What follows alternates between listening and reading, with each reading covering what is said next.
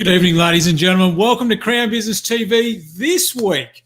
Massive week in business. I hope it's been a great one for you. Tonight we're talking about what is the plan for your business? Have you any idea, or have you got it down pat what the future of your business is going to look like when you've actually achieved the goal, the outcome, the objective that you'd set for it when you first started out? A lot of us go into business just to either get a job or just to get busy, right? But what is the real reason we go into business for? We want that freedom, that extra time, that control to do what we want to do. But there's a bigger reason, and the reason for your business's point of view is achieving a goal that you set out for in the first place. So how do we achieve that goal? Well, tonight is all about that. And I'm going to break it down step by step for you in designing what your business is to look like, so that once you've reached that image, that vision you had for the business, then you're going to be able to have that freedom, have that time and that control that you like, and the lifestyle along with it. So what I want to do is share with you just quickly a bit of a presentation, if you like. And I want to start off by talking to you about a story. Now, I want you to imagine that you're about to board an aircraft to set off on a holiday, and you're kicked back in the seat, and the air hostess is telling you you're about to take off, and up into the air you go, and you're off on your holiday. And all of a sudden you get to cruising height, you level out, and you're sitting there thinking everything's going well, and then all of a sudden, boom! The plane is struck by lightning, and all the lights go out, and you're sitting there a little nervous, wondering what just happened. And the pilot comes on the radio over the intercom and says to you, "Ladies and gentlemen, it's all okay. We've just been through a bad thunderstorm. We've been hit by lightning. We've lost all our navigation equipment. So I have some good news and some bad news. The bad news is that because we've been hit by lightning, lost our navigation equipment, we've got no idea where we're going. But the good news is that we've got a hell of a tailwind behind us, and we're going to get there twice as quick," right? So I guess when you bring it back to what your business is, if you don't have any plan of attack on your business, if there's no definite plan there, how are we going to know when we're going to achieve it? How are we going to know how to get there, right? How are we going to have the navigation to be able to steer our business to be able to achieve this goal we set for it when we first started out?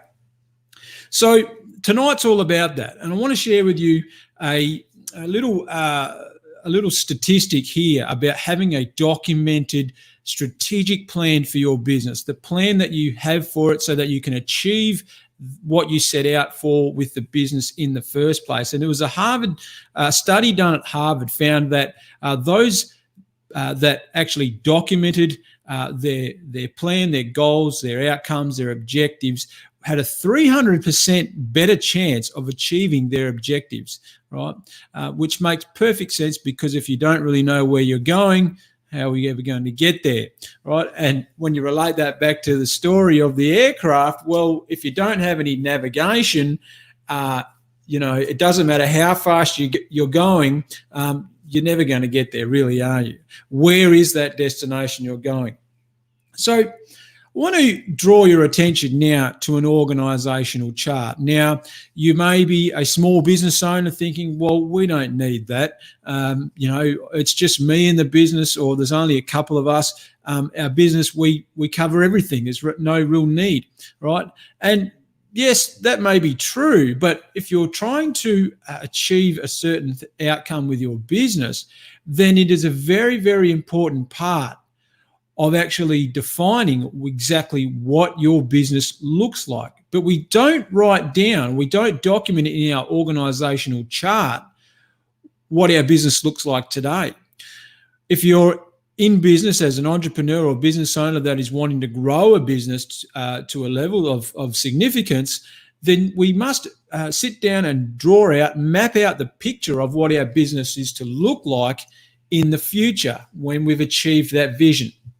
So in front of you now, you'll see a typical organizational chart, the future image of your business. Now, it might be a little difficult to see in each one of those boxes. However, you'll see at the top there, in the top box, right at the top there, it's got board of directors. Under that is the president. But in your case, it could be the CEO at the top more than likely, and then the board of directors underneath. And then below that, you've got the management department, and then below that, again, you've got the staff, the team, all the little components of each managed department. Now, when we break any business down into its different departments, you'll see at the top there, you've got guiding the business, which is the strategy and management. On the right-hand side, you've got running the business, finance and admin. Down the bottom, you've got the doing of the business, which is the technical work, the client fulfillment. And on the left there, you have the sales and marketing, which we call getting the business. We use these very simple terms to describe each component or department of any business.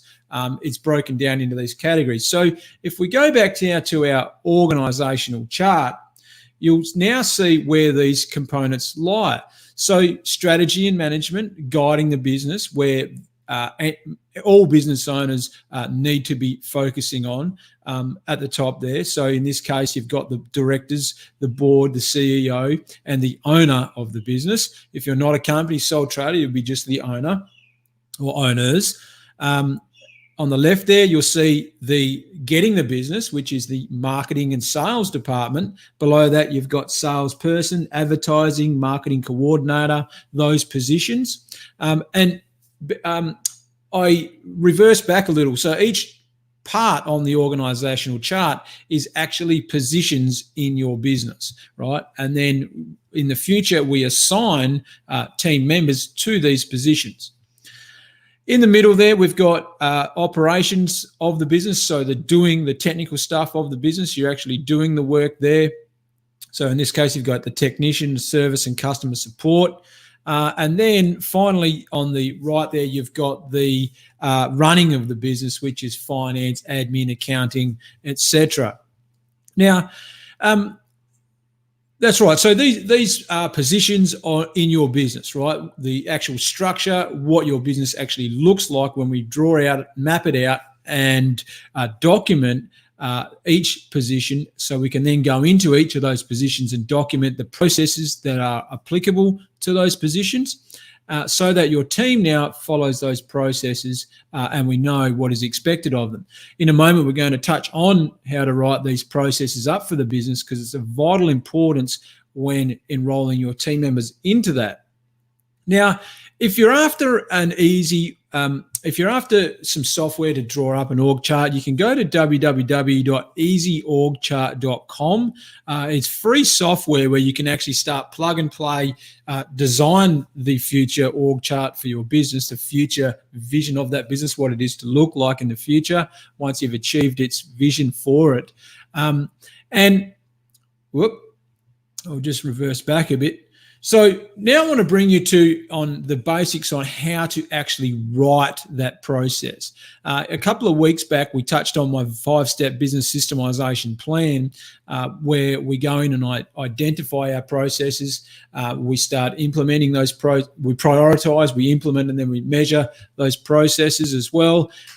So now we want to talk about, okay, now we want to write those processes. Now we go in and we describe each one of those processes we identified. How do we actually write the processes for those individual positions or individual processes? So I'm just going to walk you through is on how to begin writing out your processes. This may be very important for you if you've actually tried writing processes for your business before and getting your staff to implement them or enroll them into carrying them out. So the starting point to write any business process is to define the exact result you want the system or the process to produce, which is called the objective of the process.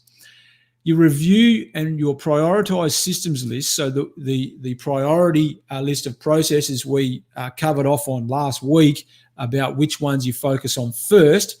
And then you actually go in and say, okay, well, what is the result of this process. What is the result we're trying to accomplish of this, right? So if it's, let's just say, for example, if it's a lead generation process or a sales process, what is the result we're trying to accomplish? Well, in this case, a sales process, it would be generating a client. Converting a lead into a client would be the goal, the end outcome. And then writing that down. That is the objective of that process. Now, to go into the content of the process or the nuts and bolts of the process, we start answering questions such as, how does this process start? What actually triggers the process? And then consider how to achieve the result and how to write the step-by-step parts of the process that could be put into a place to achieve it, right? So in this case, if it's a sales process, there's many different components of a sales process, starting with, as a lead comes in, it's the gathering of intelligence, the information gathering. If it's on a phone call, okay, we're stating the problem, we gather intelligence, then we aggravate the problem. So they are all step-by-step components of that sales conversation or of that sales process. So we actually document that down, right? We actually start writing down those step-by-steps, right? And if it's a conversation or it's a sales process, sales conversation, you would probably script that conversation out as well, right? Which includes those step-by-step components.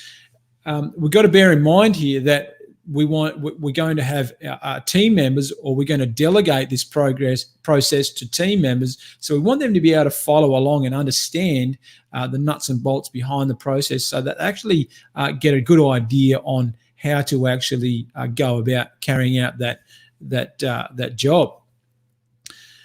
And then we want to review each of these steps and expand on them with as much detail as we think we need to have in that process. So the more detail, probably the better for team members to be able to understand the process and to be able to get fully clued up on what is required of them and the expectations of that.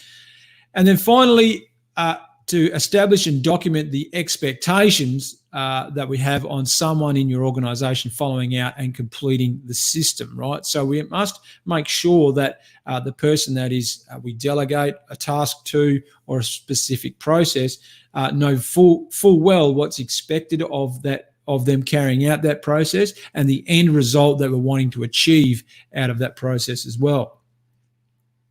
And I do have a fresh template. It's not in the comments below yet, but we'll get that in there very shortly. Okay, so there you have it. That's how to put together a business process, how to actually document down and put into play a business process, which is part of your organizational chart, which is a part of the overall vision you have for the future outlook of your business, right? Starting off with the end in mind first, and then putting that down on paper. This is what my business needs to look like in the future so that I can realize and achieve the vision that I want for my business and I want for my life once I've achieved that business, that vision.